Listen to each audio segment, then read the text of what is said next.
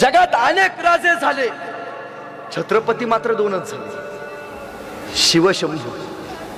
छत्रपती म्हणजे काय?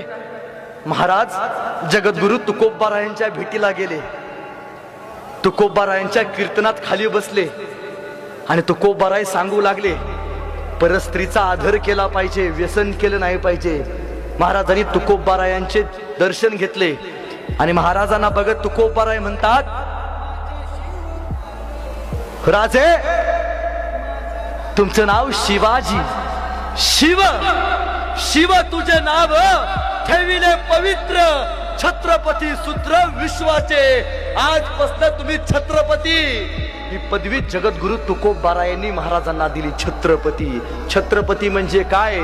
रयतेचं छत्र, कष्टकऱ्यांचं छत्र, या भगव्याचं छत्र, या हिंदुस्थानाचा छत्र आणि त्या छत्राचा पती.